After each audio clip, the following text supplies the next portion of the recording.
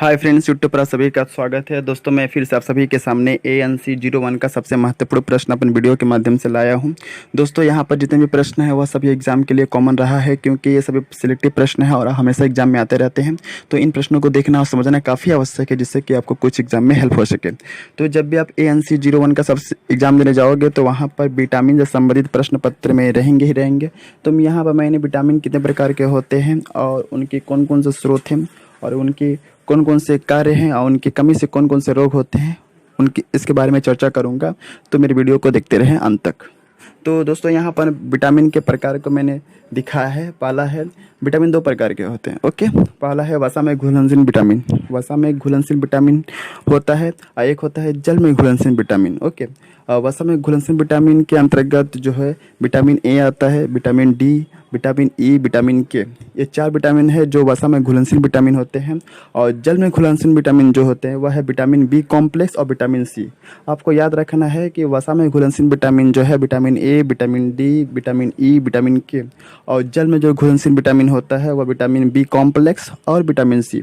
Okay, और यहाँ पर मैंने विटामिन ए जो कि वसा में घुलनशील विटामिन है, विटामिन ए का स्रोत को यहाँ पर लिखा है, कार्य क्या है और इसके कमी से कौन कौन सा रोग होते हैं।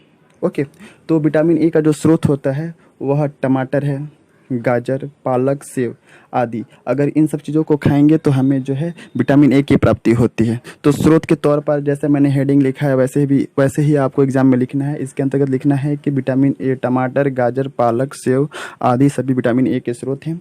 और कार्य के अंतर्गत लिखना है कि विटामिन ए के निम्नलिखित कार्य होते हैं। एक नंबर लिखना है कि यह शरीर की हड्डियों का विकास करता है। और 2 नंबर लिखना है कि यह आँखों की रोशनी में वृद्धि करता है। विटामिन ए का सबसे प्रमुख कार्य यही है ना, यही तो है। यह आँखों की रोशनी के विकास में सहायता करता है, यानी कि आँखों की रोशनी में वृद्धि करता है।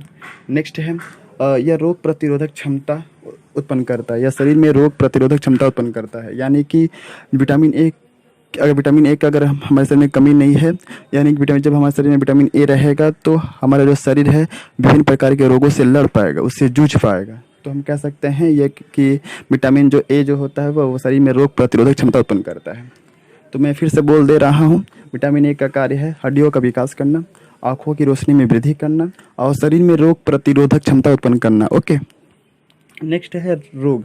विटामिन ए की कमी से शरीर में रतौंधी नामक रोग होता है। रतौंधी, जिसको इंग्लिश में बोलते हैं नाइट ब्लाइंडनेस। ओके, तो रतौंधी जो है विटामिन ए की कमी से होता है और इसको इंग्लिश में हम लोग बोलते हैं blindness, night blindness. Okay, next है विटामिन डी। विटामिन डी भी जो है वह वसा में घुलनशील विटामिन है, जैसा कि मैंने पहले बताया। तो विटामिन डी का जो स्रोत है फल और हरी सब्जियां। ओके, फल और जितने भी फल होते हैं या जितनी भी हरी सब्जियां होती हैं, यह सभी जो है विटामिन डी का स्रोत है। और सबसे बड़ा जो है वह नेचुरल स्रोत होता है वो विटामिन डी का, वह है सूर्य का प्रकाश। सूर्य के प्रकाश से प्रारंभिक सूर्य के प्रकाश से हमें सबसे ज़्यादा विटामिन डी की प्राप्ति होती है।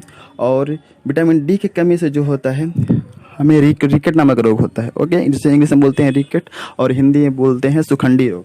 तो अगर हमारे शरीर में विटामिन डी की कमी है तो हमें सुखंडी रोग हो जाएगा, यानी कि हमारे जो शरीर की जो हड्डियां हैं एकदम टेढ़ी मेढ़ी हो जाएगी और लचीली, मतलब कि एकदम कमज़ोर हो जाएगी। तो विटामिन डी की कमी से जो होता है रिकेट नामक रोग होता है, सुखंडी रोग होता है, जिसको हम कह सकते हैं। और विटामिन डी का कार्य क्या है? ये हड्डियों का विकास करता है। ओके, विटामिन डी का क्या कार्य क्या है? यह शरीर की हड्डियों का विकास करता है, या आप बोल सकते हैं यह अस्थियों का निर्माण करता है। ये हमारे शरीर में अस्थियों का निर्माण करता है।